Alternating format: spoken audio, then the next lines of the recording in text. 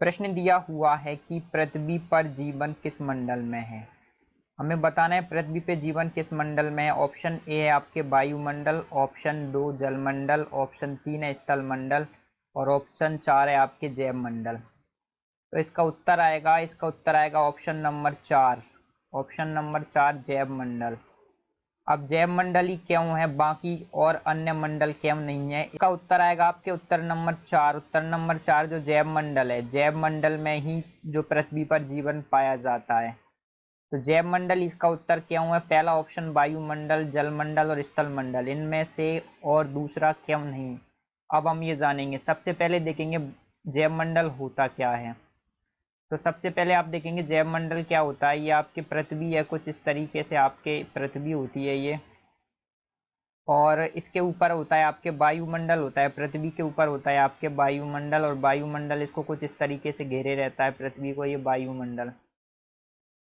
और पृथ्वी पर ही आपके जलमंडल और स्थल मंडल पृथ्वी पर पाए जाते हैं। तो मतलब यहाँ पर आपके यहीं पे आपके जलमंडल पाया जाएगा जो पृथ्वी पर, और यहीं पर आपके स्थल मंडल पाया जाएगा। तो इसको यदि हम डायग्राम की सहायता से देखें तो कुछ इस तरीके से देख सकते हैं। जैसे कि आप इसको बोल सकते हैं आप वायुमंडल, इसको बोल सकते हैं आप स्थल मंडल, और इसको बोल सकते हैं आप जलमंडल। जैसे कि यह है आपके वायुमंडल और ये है आपके स्थल मंडल और ये है आपके जलमंडल।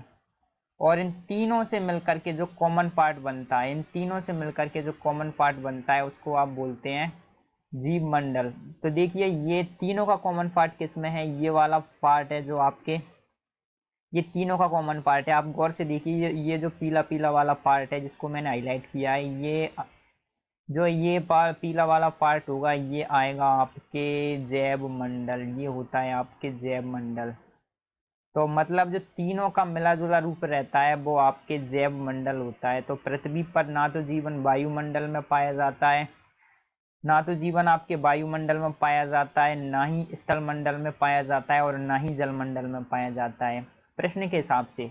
लेकिन देखा जाए तो जीवन इन तीनों में पाया जाता है, क्योंकि ये तीनों ही मिलकर के जैव मंडल का निर्माण करते हैं। ये जैव मंडल बना लिया इन्होंने, और इस जैव मंडल में ही जीवन पाया जाता है। तो इस प्रश्न का जो समुचित उत्तर होगा सबसे बेस्ट अप्रिशिएट ऑप्शन आएगा आपके जैव मंडल। तो इसका उत्तर आएगा आपके ऑप्शन नंबर 4।